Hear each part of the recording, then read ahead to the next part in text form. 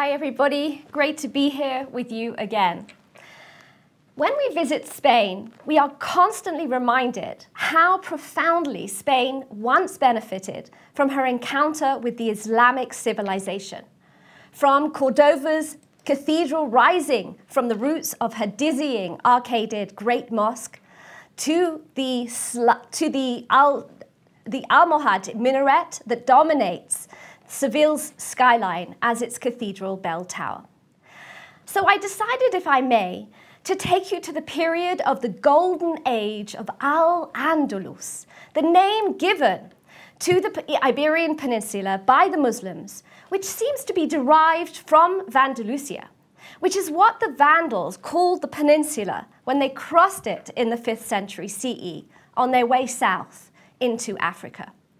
I'm going to show you today, by using extant documents, particularly in the Cairo-Geniza collection in Cambridge University, and also the sites themselves, the extent of the Islamic cultural revolution and how this period from about 711 to the late 1100s had a particularly positive effect on Jewish life in Spain. And here we are going to meet our cultured Jews of medieval Spain. It is a period in Jewish history that has continually been called the golden age of the Jews in Spain, in particular from around the 10th century to the period of the reconquista, the reconquest of Spain by the Christians in the 12th century. During this period, without doubt, Spanish Jewish life flourished and prospered. But before we look at our cultured Jews, let's just think a little bit more about this term, the Golden Age, in relation to the Jews of Spain.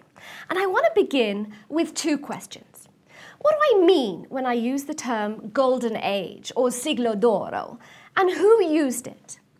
Well, when we use the term Golden Age, we usually use it because we want to stress that in relation to other periods, this was by far the most colourful and prosperous time in history, in relation to something less golden, right?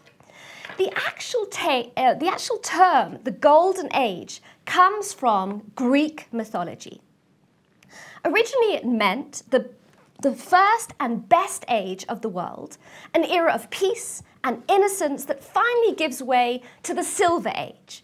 Hence, a golden age had been adopted as representing the period in which a nation is at its highest level of prosperity, or in which certain fields of human activity are at their acme of excellence. But interestingly enough, in terms of Spanish history, the Golden Age of Spain was actually a period of expansion in terms of its territory and its flourishing arts and literature, which coincided with the political rise and decline of the Spanish Habsburg dynasty, which begins in around 1516 and politically ended no later than 1659 with the Treaty of the Pyrenees, ratified between France and Habsburg Spain. So, therefore, our next question has to be, who uses the term the Golden Age in relation to the Jews from the 10th to the 12th century in Spain? Where does it originate? Interestingly enough, the first to develop a special attitude of high esteem towards Spanish Jewry were medieval Spanish Jewish writers themselves.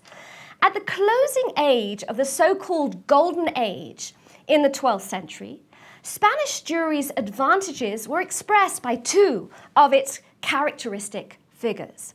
Rabbi Moshe ben Yaakov ibn Ezra, in his book on the method of poetry, and here the second one, Rabbi Abraham ibn Daub, or the Rabbad, who was a philosopher, historian, and astronomer, born in Cordova, Spain, about 1110.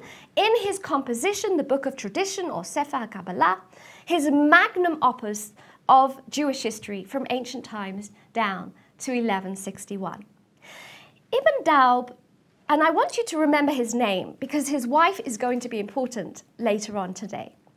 He dedicated the largest part of his book to glorifying Spanish Jewry, describing Spain as the center for Torah, as well as for all kinds of Jewish intellectual activities. And this is what he wrote.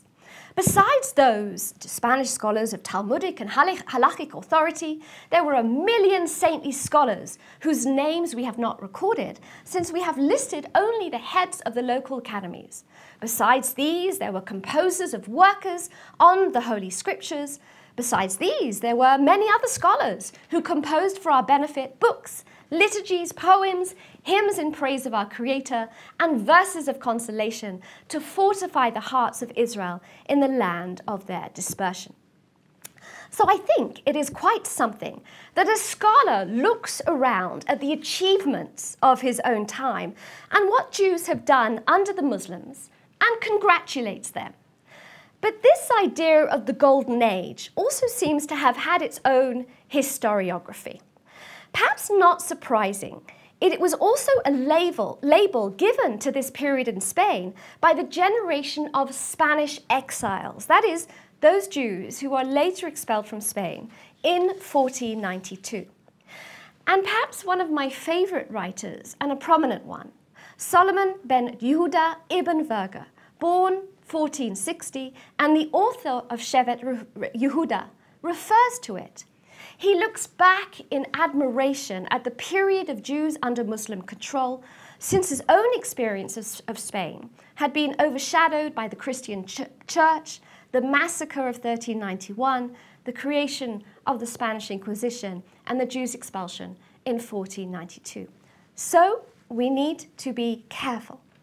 But interestingly enough, this term was also used by the generally acclaimed father of Jewish historical studies, the 19th century German scholar Heinrich Graetz. And I wondered too whether these 19th century scholars of the science of Judaism even fantasized about this period in Spanish history. Leopold Zunz and Abraham Geiger argued that Jewish culture in Islamic Spain represented the ideal of enlightenment, contrasting it to the shtetl-like mentality and particularism of contemporary Eastern European Jew. Let's see what Leopold Zunz says. Compared to the cultural desert in Germany and Poland, it was simply an oasis. Their Jews achieved a cultural level they had not known since the loss of political independence, and which often left Christian Europe far behind. So 19th century scholars really glorify this period in Spain. But Yitzhak Bear, born in Germany, who emigrated here to what was then Palestine in 1930, and becoming the founder of the Department of Jewish History at the emerging Hebrew University, put a damper on this. He was critical of any notion of the Golden Age in Muslim Spain. He believed it was only the upper classes, the bourgeoisie, the courtiers that I'm going to tell you about, who enjoyed cultural life under Islam. And he argued that these courtiers did not reflect what occurred among the majority of Jews in general. So whereas historians like Zunz, Geiger, and Heinrich Graetz held the scholars and poets of medieval Spain in high esteem, Bear seems to chastise these scholars and poets for their distance from the Jewish masses. And this is what he writes. The cultural activity fostered by the courtiers was allowed to flourish only through the neglect and the religious and moral laxity of the rulers, and not as a result of the definite policy of tolerance and individual freedom. I think that Bear probably had more than a passing sympathy with the Jewish masses, especially those in his day who were responsible for the recreation of a Jewish homeland in the land of Israel. So each thinker, of course, has his emotional bias for thinking, agreeing, or disagreeing about this term. Subjectivity was the order of the day, as it continues to be in our time. So we need to be careful, enjoying its positivity, but continually wondering how far this golden age really stretches down to the middle and lower classes in Jewish society. I would also like to contextualize us properly in this period by stressing two things that enables us to get to know our Jews a little better, The first is really what is going on in Spain at this time, and secondly, to suggest some defining characteristics of our medieval Sephardi Jews. We've talked about the 10th to the 12th century in Spain. What is really happening in Spain? Well, let us note that Jews had arrived in Spain probably around the 4th century, although legends date their presence back to the destruction of the Second Temple. Tombstone inscriptions from pre-Islamic Spain found in Tortosa and Tarragona show that at a certain period Jews were fluent in 3 languages, in Latin, Greek, and Hebrew. Jews lived under the cruel Visigoths from the 6th century, forcibly converted to Christianity and causing them great disabilities. But then in 711, North African Muslims combined Berber and Arab armies of what we think was between 7,000 to 12,000 of them, troops under Tariq ibn Ziyad conquer Spain from the Visigoths. And it is little wonder that the Spanish Jews welcomed the Muslim invaders in 711 as liberators. And at this point, Spain becomes the first and so far only Islamic land to take root on mainland Europe. According to Arabic sources, the Muslim conquerors found the Jews reliable and convenient allies.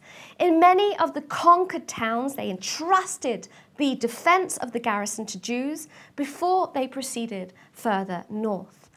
The Muslims profited from the Jews' absolute allegiance, their intimate knowledge of the country, and their versatility in the local language.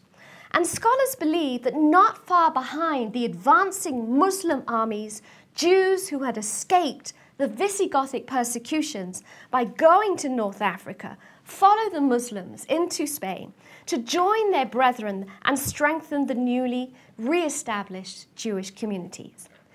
Although very soon after the conquest, the Jews are burdened with heavy taxes needed desperately by the new administration, the new political order in Spain offers the Jews opportunities that they had never had before.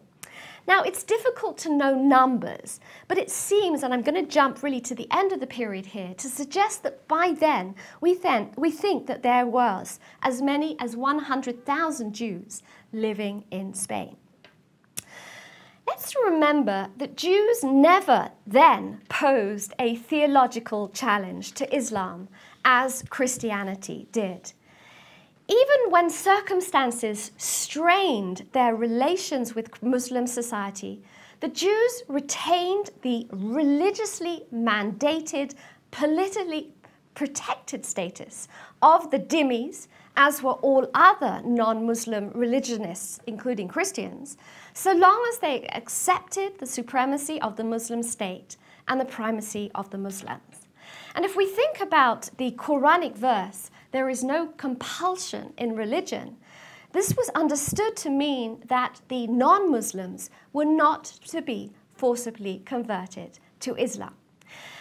And if we look at primary documents from the time in general, Jews do not complain about living under Islam.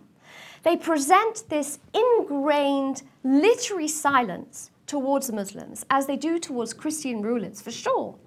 But towards Christians, I am sure it was out of fear. Not so the Muslims. From the Muslim conquest in 711 and throughout the Middle Ages until 1492, Spain, remember, was never politically united. It was this multitude of independent and semi-independent kingdoms and principalities which were further divided by economic, social, and cultural and political differences. Umayyad rule was established by Abd al-Rahman I in 755. The country begins to enjoy an economic prosperity, and he was the one to construct the great mosque in Cordova. The Umayyad regime was independent from the Abbasid Caliphate in Baghdad. Its policy towards non-Muslims was fairly tolerant, and Spain attracts many more Jews from neighboring and distant lands. And there is no doubt that Jews were living in communities from this time, mainly immigrants from North Africa, in the center of the Iberian Peninsula, recognizable by their completely Arabicized names, and to a lesser extent from Catalonia and from across the Pyrenees. Now, things really stayed the same politically until the coming of fanatical tribes of Berbers, some in 1010, and then the Almoravids in 1086, and these were a Berber group from North Africa who sweep through southern Spain. They are allowed in by the Christians who had already started their own reconquista, their reconquest of Spanish territory. And it obviously depended on where Jews were located as to how these new conquerors would affect their lives. Soon afterwards, Jews seemed to recover, even serving the Almoravid court as diplomats and physicians. Cordova lost its centrality, and the so-called Taifas, or principalities, emerged. And these Taifas, you can see just 20 of them here, just over 20, petty Muslim kingdoms emerge, making extensive use of Jewish financiers, tax farmers, and diplomatic advisors. And here lives Berbers, Slavs, Jews, Arabs, and native Christians coexisting economically and culturally. The second fanatical tribe to come was in 1146, the Almohads, as you see in the bottom, from Morocco. The Almohads offered Jews a choice between death, apostasy, or escape. Led by Abd al-Manin, they finally extinguished the last remains of vestiges of Jewish culture in southern Spain, ruling there for more than a century. And the Jews go north, not surprisingly, to the Christian side, which meant heading further north, joining their forces to the newly arising Jewish communities in Christian Spain. So this is our time period. And I want to remind ourselves of the defining characteristics of our Sephardi Jews before we start looking at the supposed Golden Age. What makes these Jews different from Ashkenazi Jews? And I'm going to suggest 4 different reasons.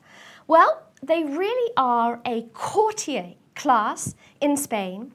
Jews in Franco-Germany at this time have no courtier class whatsoever or any clear class structure.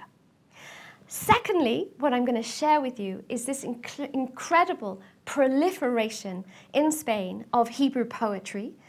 And if we compare it for a moment to the Ashkenazic liturgical poetry, we find the Hebrew poetry so much more ascetic and uplifting than the rather obscure compositions of Northern Europe. Thirdly, Spanish Jews allow themselves to be involved in astrology. Please note that scientific learning, including astrology, was not found in Ashkenaz in the High Middle Ages. One more thing we need to be a little aware of is that when we're looking at Sephardi Jews, we're actually also looking at this sort of sexual laxity among the Jews, more so, obviously, than medieval Ashkenazim. So knowing all these things about the Sephardi Jews, I think we're going to find quite a colorful experience. And if we asked what are the reasons why this period should be understood as golden or utopian, let me tell you a few reasons. I think that Spain's legacy included the most creative, the most prosperous Jewish civilization of the medieval period. And I would argue that the astounding achievements of these Jewish leaders, who were also its intellectuals and writers at this time, particularly Khaste ibn Chaput that I will mention, and Samuel Hanagid ibn Nagrela. But also this proliferation of Hebrew poetry and Jewish scholarly writing On the one hand, yes, this is looking, of course, at an elitist society. But on the other, these extended intervals of relative peace and calm is needed in order for society to write poetry and scholarly works. So let's look at some of these colourful Jewish courtiers first, and then move to their cultural creations afterwards. First, Khaste ibn Chaput. Now, it was during the reign of Abd al-Rahman III in the 10th century who founded this independent caliphate with its capital in Cordova that we hear the name of Khaste ibn Chaput. Khaste was in charge of the caliphate's international trade and the caliph's close advisor on foreign policy. And although we don't quite know how he reached this position, he was clearly a brilliant diplomat, a capable physician, and a wise leader. Now, this was his Cordova. Remember that before it's a cathedral, Cordova Cathedral was a mosque, and therefore at this time, if we're imagining Ibn Chaput wandering around Cordova, we can see him possibly entering these areas to talk to the caliph when he wandered around. And on various occasions, he conducted successful diplomatic negotiations with Christian leaders. He knew Latin as well as Arabic and Hebrew. But what is amazing is that he was also able to benefit the Jews. He seems to have attracted Jewish scholars from abroad and established rich libraries in which he collected valuable manuscripts. And it almost seems likely that the Caliph Abd al-Rahman supported Chaput's establishment of Jewish learning, encouraging Chaput to break away from Babylonian tutelage, which would support Rahman's own intention of remaining independent in Cordova from the Abbasid Caliph in Baghdad.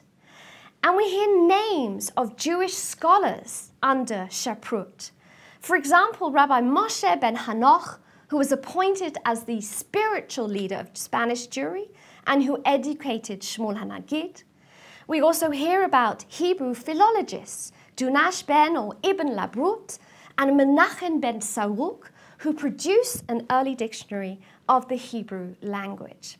Also the philosopher Yitzhak al-Israeli of the Neoplatonic school. And we see Jewish works being produced in Hebrew, but also in Arabic. And while Ibn Chaput's books on medicine were lost, those by Yitzhak al-Israeli can be read to this day. If cultural achievement and patronage were a sign of status in Spain, as they were, then his day's achievement had to surpass all those of others. Now, our other main example must be Shmuel ben Yosef HaLevi, or Ismail ibn Nagrela, as Ibn Dawud says he was known in the community. He lived between 993 and 1055 or 56. He's called Shmuel HaNagid, the speaker, to identify his position as head of the Jewish community. He's born to a well-to-do Jewish family in 993 in the highly cosmopolitan and ethnically diverse city of Cordova. It's also likely that as a young man, HaNagid worked in the spice business. And when the Umayyad Caliphate of Cordova was overthrown by Berber forces in 1010, Shmuel fled south to Malaga and set up shop there. But within a few years, he was appointed to a position of tax collector by the Berber court of Granada. And 4 years into his tenure, he became involved in a dispute of some sort, and then was dismissed. But shortly thereafter, he was chosen to be the Viziers' assistant. So you see how quickly he moves position and often moving upwards. In 1027, at the age of 34, Shmuel HaLevi becomes the first Spanish Nagid or speaker or governor of Spain's Jewish community. Hanagid, as he came to be known, continues to rise through the ranks of the court officials, and in 1037 he was promoted to the Berber king of Granada, Khaste ibn Chaput, to the powerful position of chief vizier of Granada and head of its Muslim army. He successfully leads Khaste's forces into battle for 16 of the next 18 years, serving either as field commander or as in a more administrative and Pentagon-like capacity as Minister of Defense or Chief of Staff. And in his various public roles, Hanagid helps establish Granada as one of the most wealthiest, most powerful of the then 38 Taifa or party states of Andalusia, and he continues both to serve Muslim and Jewish communities until he dies, reportedly of exhaustion after returning from yet another military campaign. Military, political, and religious accomplishment aside, he was exceedingly ambitious artist with this abiding, if complicated, love of his Jewish past and an obvious passion for his cosmopolitan presence. I want you to imagine him one day writing a beautiful poem written in beautiful Hebrew, praising God for having granted the army of Granada victory. Another day he might dedicate himself to the preparation of his famous introduction to the Talmud, which is still found in any standard edition. And I will remark in passing that I think the combination of a vizier and an army general, who is also a Talmud scholar and a Hebrew poet, is a little hard to imagine. These days, I think it's hard to imagine a politician being a poet at all, let alone a scholar. But this respect for poetry and for religious culture generally, and for literacy specifically, that such an image implies, I think is almost beyond belief. But this is the 11th century. Medieval culture was much more literate in certain ways than one suspects. If we remember Charlemagne, for example, the great emperor who could barely sign his name, but perhaps instead we should be thinking of the Chinese mandarins for whom the ability to write an elegant poem was a crucial qualification for office. I want to share with you a few of Shmuel's poems, obviously in translation. Note these are rhyming poems, and some of them very long, but I've chosen my favorite, and obviously for us in our short time together, the shortest ones. So here are a few. When the Lord is with you. When the Lord is with you, sit at home. You can hunt your beasts and birds from there. The wretched will labor but never be full, then vomit their meals and choke on their words. And I think this gives us a sense of the home. The next one is delay your speech. Delay your speech if you want your words to be straight and free of deceit, as a master archer is slow to take aim while splitting a grain of wheat. What is he saying here? Perhaps don't rush to give your opinion. Another one, he who lingers at the court of the king. He who lingers at the court of the king and puts up with the minister stomping a noise and isn't provoked by the scandal he sees and oils his words, find his way eased when he leaves. Suggestion, I think, that you shouldn't show contempt in public. What about his war, that side of him when he went to war? Well, he writes this in his poem, First War. First war resembles a beautiful mouth we all want to flirt with and believe. Later it's more a repulsive old whore whose callers are bitter and grieve. So perhaps what he's saying here is that at the end towards his life, he actually hates war and all of the enthusiasm has gone. So far, we have met two pretty remarkable individuals, but they were the most prominent Jews who acted as viziers in the Muslim Taifas, but they were by no means the only one. And I want to mention a few others. In Sevilla, ruled by the Abbasid dynasty, we have Abraham ben Meir ibn Muhajir, who served as a vizier. We also have Yitzhak ibn al-Balia, who was a court astrologer and the rabbi of Sevilla. We have Yosef ibn Magash, the famous rabbinic authority and head of the academy in Lucena.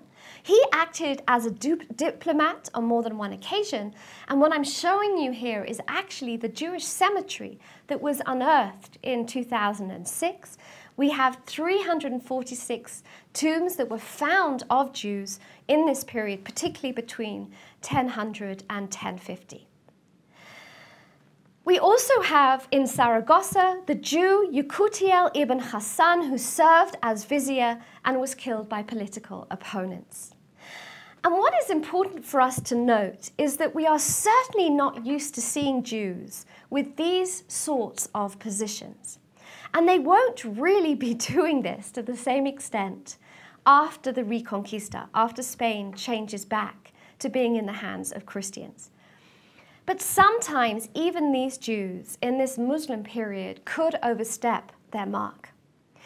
And for all his wisdom and experience, Shmuel HaNagid seems not to have understood that mounting religiosity among the Muslims made his situation increasingly perilous. This Nagid lived ostentatiously, hosting banquets and salons, wine feasts and witty encounters between Jewish and Muslim court favorites in Granada. And Nagrala makes the mistake of bequeathing his title, rank and possession to his less able son, Joseph. In 1066, the Muslim mob actually destroyed the Jewish quarter and killed his son, the powerful Jewish leader, Joseph, at that time. And it seems to be believed that now the Alhambra, the most incredible, beautiful palace in Granada, might have been erected on the site of the original villa of the Ibn Nagrela family. It was reported that Nagrela's opulent villa was embellished with fountains and statuary, and a description of this statuary appears in one of Shmuel HaNagid's Hebrew poetic descriptions of this beautiful Andalusian garden setting. And I felt it particularly when I wandered around what's known as the Alhambra's famed lion courts, which actually incorporates these 11th century stone lions that you see here. And these, so it's said, could have been taken from the home, the villa of the Ibn Nagrela family. So really what I'm showing you, I hope you'll agree, are outstanding individuals. And while their position in Muslim courts could help them defend the Jewish community, any achievement remained dependent on that position. There was clearly no consistent Jewish policy of the rulers that was developed. Nothing was ensured after the end of a courtier's service. These conditions are similar, those, to many other Jewish communities under Muslim countries of that period, and did not help create a great sense of security. But so far, the Spanish Golden Age has been usually and justifiably associated with the phenomenon of these courtiers, Jewish individuals who were attracted by rulers or high officials and served them. But we do see this elsewhere, and not just in Spain. We shouldn't forget Jewish courtiers accompanied Muslim rulers in all parts of the Muslim empire. Even before the 11th century, such as the Natiras family in Baghdad or the Paltiel family in southern Italy, who is mentioned by the traveller Benjamin of Tudela. But what makes Spain different, I believe, is that no other example of the courtiers' cultural activity is similar to the Spanish one, at least not in the sense that it is preserved in such detailed descriptions. So let's look at these cultural examples. I think that cultural abilities often start with the Jews' ability to learn and to feel comfortable with different languages. Here, Jews were well rooted in Arabic culture, as they are in the Middle East. Arabic was the key to this entirely new way of thinking. Arabic functions both as the language of high culture and even the common tongue of both Jews and Arabs in everyday exchange in Spain. And here Jews really have complete mastery of the Hebrew language. And so we often see the Jews transcribing Arabic into Hebrew letters and reading them, the form of Arabic we obviously called Judeo-Arabic. And I want us to home in a little more on the Hebrew poetry in Spain and then turn to other aspects of the Golden Age. I know that a circle of medieval Hebrew poets seems like a strange and wondrous phenomenon to us today, but in fact, it was very much a creation of its time.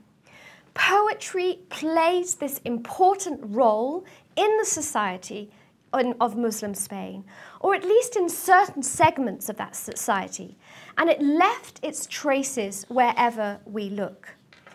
Poetry is chiseled into palace walls, woven into garments and rugs, carved in marble and stone, as you see here. And I want you to imagine Orthodox Jews passionately devoted to Hebrew language and literature, but also passionate devotees of Arabic poetry and culture. It was this small, highly refined group, one that Moshe ibn Ezra, the leading Hebrew poet of Muslim Spain on the eve of the Almoravid invasion, and a member of a prominent Jewish family whose sons, of course, were later to figure amongst the leaders of the emerging Jewish communities in Christian Spain. Moses ibn Ezra becomes known as the Sula, the forgiver, thanks to his delicate and invigorating slichot, or his penitential prayers, and was noted for his deep familiarity with Arabic poetry. He was later to call this dedicated group of Jewish poets around him as, quote, "Kvutza nederet v'chabura mufueret," a wonderful group and a marvelous trope. So the Jews' rhymed poems were written in Biblical Hebrew, a language that had not frequently been used for centuries. We see here religious themes, linguistic innovations, running parallel with this revolution in poetic content.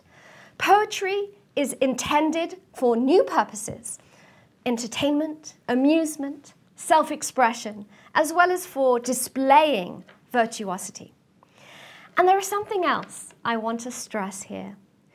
Jewish boys would learn poetry in school as well as all the other subjects, including Bible, Talmud, and Arabic.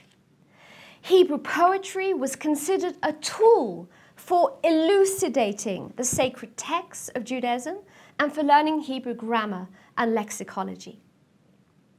The 12th century, Joseph ibn Aknin, a contemporary of Yeudah Levi, counseled the age of 10 as the ideal time to start teaching children the art of poetry. That is, before beginning Talmud study at 15, but after learning the Bible, Mishnah, and the finer details of Hebrew grammar from books that he specifically names. So when did Jews listen or read poetry, besides, of course, at school? Well, parties were the main occasions, weddings, bar mitzvahs, wine drinking bouts, and other times too. You can just imagine the poets improvising lines of poetry, which was also apparently another favorite pastime at parties, with one poet sort of tossing out half a line of poetry, another catching it mid-air, as it were, and finishing it with the same rhyme and meter. Riddles were another kind of literary pastime, apparently much enjoyed during these wine-drinking parties. But who were the other poets besides Shmuel Hanagid? Well, a few more pointers to our poets. They were Jews of great learning, fierce ambition, and complex talent and spirit. We have Solomon ibn Gaviro, that we see here, born in Malaga in around 1020, who produced excellent works himself, also of philosophy, of grammar, and ethics, as well as being this prolific outpouring of poetry too. And he achieves his literary eminence as a poet and philosopher in Saragossa. He writes religious poems such as the Royal Crown, the Keter Malchut, as you see here, which is this sort of unique, lyric, cosmological poem, bringing him a lot of fame and was widely read after his death. Another of my favorites, of course, is Yeudah HaLevi, who was equally at home in religious and secular poetry, philosophy, and medicine. And many of his religious poems graces the pages of Hebrew prayer books the world over. And no commemoration on Independence Day, which we've just celebrated here in Israel, is complete without this recitation of his great Theronody, Zion halo tishali, Zion wilt thou not ask. His poetry even depicts illicit sexual relations among Jews of the upper classes. These have now been translated into English as well and are available. But we also have a woman poet, unexpectedly discovered in the Cairo Geniza. She was the wife of the pioneering grammarian Dunash ibn Labrat that I already mentioned. And she's really important too for reminding us that this is something that could spread to women as well. And between 1947 and 1971, reconstruction of fragments and copies of poems that were found in bits and pieces among the Cairo Geniza collection revealed that Ibn Labrat's wife had composed verses that originally were assumed to be the handiwork of her husband. Ibn Labrat refers to her as a maskelet, a highly educated woman. And she has since been acclaimed as the first female Hebrew poet. So that is poetry. But of course, if we're looking at a golden age, we mustn't forget the study of Torah. And the academy at Lucena, near Cordova, surpassed those of Baghdad, and its head was the great Talmudist and halachist Rabbi Yitzhak Alfazi, that was born around 1013. And we also know about his disciples who succeeded him. Mention must be made, of course, of Yosef ibn Magash and Yitzhak ibn Gayat that you see here. He was also head of the yeshiva. He was a biblical commentator, a philosopher, as well as a liturgical poet. His poetry, which he wrote almost exclusively for the synagogue. We also have young Maimonides, the Ramban, who studied there under Ibn Magash. So we can definitely find enough scholars to believe that by the 11th century, the spiritual leadership of the Jews had come to reside in Spain. Of course, I don't have to tell you, the Ramban Maimonides was one of the most formidable Jewish scholars. And really, he was born, of course, in 1138 in Cordova. He dies in 1204 in Fustat in Cairo and is buried in Tiberias. And we can see how proud Cordova is of having him when we look at his statue in what is known as the Plaza Maimonides. He was also able to draw on this whole range of Mediterranean cultural traditions and based himself, of course, on the work of Aristotle. Obviously, he doesn't stay in Spain. With the coming of the Almohads, he and his family wander in Spain, possibly in Provence, and I will mention him again next week, settling in Fez in Morocco in 1160, then on to Acre and Fustat in Egypt. And here finally he acquires his worldwide reputation, both as a doctor and as a scholar, philosopher. When he was 22, he began his first major work, his Mishneh Torah, in which he codified Talmudic law in 14 volumes, completing it later when he leaves Spain in Fustat in 1168. And in contrast, I think, to his other writings, which are often highly technical and even esoteric, this monumental attempt to organize all of Jewish law in a single code, written in a clear Hebrew, undoubtedly intended to be read and understood by the entire Jewish world. In addition, it is systematically organized so that the reader can immediately find what Jewish law says about a specific issue. And he also composes here many important tracts on nutrition, on drugs, on poison and anecdotes, on sex, on hemorrhoids, and even on asthma. And these papers were characterized by the principle to have a moderation in diet, in sleep, and in one's overall approach to life. Man should lead a life pleasing to God through a proper balance of food, drink, and rest. And he should do nothing to harm his health, eat less than required to surfeit himself, and exercise caution in his choices. And this is what he writes: eat what is easily digested, fowl rather than ox meat, and beef rather than bull meat. There are harmful foods which should be avoided: large salted fish, old fermented cheese, nor would I recommend milk more than a day old. And he also recommended a small amount of wine on a daily basis, and how right he was. So Maimonides' medical writings and philosophical works have this great impact in the Middle Ages and the Renaissance, and enjoys considerable popularity. They were soon translated into Hebrew by members of the Ibn Tibbon family in the south of France. Look again, and you can see his statue in Granada, a very important family of translators. But I also want you to really see how both of these statues, both what I showed you of the Maimonides statue, but also of Ibn Tibbon, they are dressed as Muslims with their turbans, as Muslim noblemen.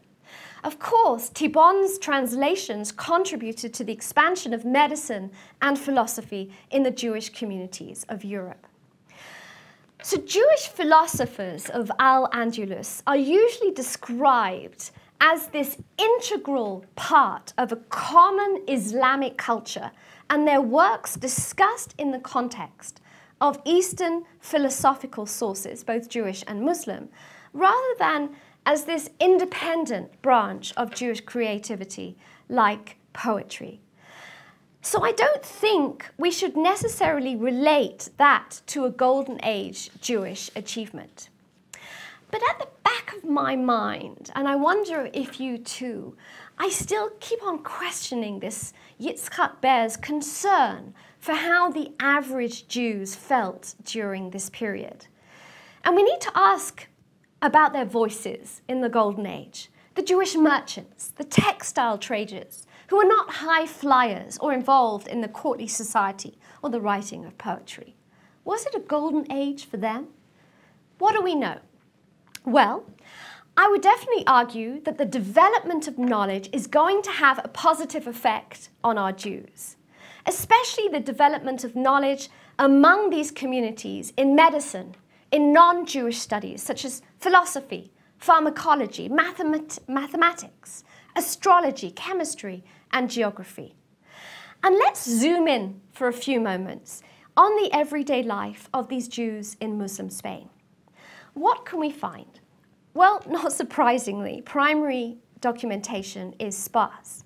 And indeed, according to information derived from Muslim and Geniza economic sources, Spain was not a stable place and was not regarded as the most affluent country, not as affluent as communities in Tunisia and Egypt at this time.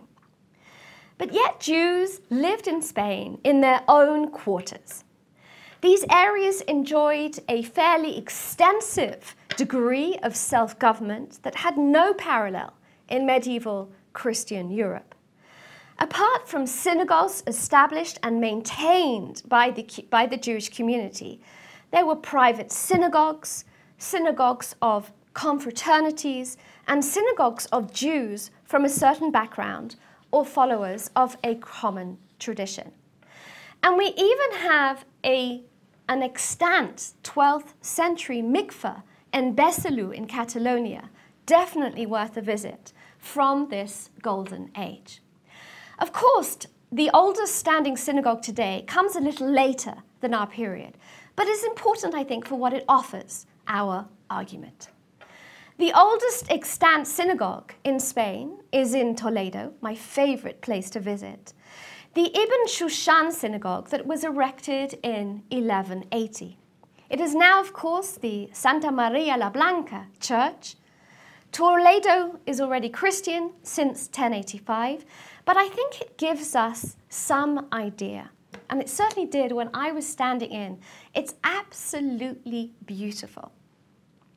We now think that the inside of the synagogue was probably decorated with color. It wasn't this white color that you see now if you go inside. But look how the Jews, in its architecture, in its internal architecture, are showing their affinity with Muslim architecture and not Christian. The horseshoe arches. The artists use Muslim designs as if Muslim art is more suitable for them than Christian art. And we definitely need to ask why. I think it's very rare that Jews will use Christian artistic styles in their synagogues or their manuscripts in Spain. Of course, we even have a later example in Cordova. Hence, in 1315, Simon Mageb builds a synagogue. It is one of the 3 significant synagogues remaining in Spain and is largely unaltered with its mudjar reliefs. The mikveh and Talmudic school around it, unfortunately, do not remain. And if we think about Cordova, the Jewish quarter itself is the best known part of Cordova's historic center and is one of the largest in Europe. And we should remember also that here, during the 11th and 12th centuries, the Jewish population of Spain, which reached its point of greatest prosperity, intellectual energy, and well-being, coincided with Cordova's greatest moment in history. Cordova was the star of Western Europe, a seat of an independent caliphate where Chaput had led the community and a center of prosperity, commerce, and lending. What about economically? Could it be a golden age? Well, Jews were not limited to a small range of pursuits, isolated from the rest of the population in deplored professions like money lending, as they were in Christian Europe. Here, Jews could be many things. They could be craftsmen, pharmacists, physicians. They could be craftsmen in textiles, in glassmaking, in jewelry. It also gives us a sense to the extent that they're involved in these cultural activities. Retailers in marketplaces, specializing in this whole host of products, including foodstuffs, in long-distance commerce as well, as government functionaries, as we've seen, and many other walks of life as well. In Saragossa, they were prominent in the skin and textile industry. In many parts, they even held fields and even vineyards. Most Jewish women, though, from what we can understand, except for our amazing example of a Jewish female poet, they're still very much second class in this society, working as laundresses, midwives, weavers, and even spinners. And in the Islamic marketplace, there existed this substantial degree of interdenominational cooperation between Arabs and between Muslims and Jews. And for this, again, we rely, of course, on the Cairo Geniza, which uncovers for us Jewish merchants whose daily lives are described in minute detail. So I don't think they are any less important as Jewish exemplars of the Jewish-Muslim coexistence that reigned for several centuries during the Islamic High Middle Ages. Jews lent money to Muslims, but the reverse was also true. And we don't have this disrespect for Jews as moneylenders as we do often in Christian Europe. Jews mixed freely with their Muslim counterparts, even forming partnerships with a minimum of friction. So how should we conclude? Although we have seen the success of certain Jews under Islamic rule, can we really talk about a golden age? Definitely, without doubt, let's talk about a golden age of Hebrew poetry. Or perhaps we should settle for convivencia, coexistence, especially if we regard medieval Iberian society as this model of tolerance and cross-cultural and economic interaction. The term convivencia was coined by the philologist Americo Castro in his discussion of the effects upon Spanish culture of the coexistence of Christianity, Islam, and Judaism in the Iberian Peninsula, but I would like to use it in the context of our period. The tolerance allowed Jews to blossom in ways that they could not and would not later under Christianity. Here they became intellectual leaders of the 12th century Renaissance, contributing not only many of the translations of Greco-Arabic science and philosophy, which filtered into the rest of Europe from Spain, but also the content of much religious and philosophical thinking, as well as poetry at that time. And these were our cultured Jews. Thank you very much.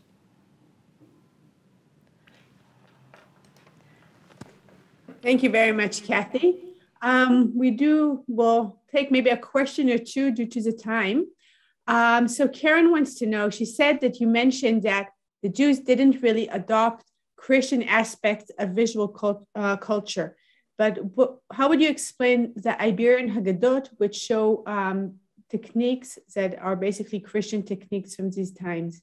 Okay, well, I was talking particularly, if I wander into a synagogue, I'm always struck, like, what were they seeing, what were they thinking about? And particularly interested me that once you actually reach Christian Spain, that they're still building their synagogues in relation to mosques.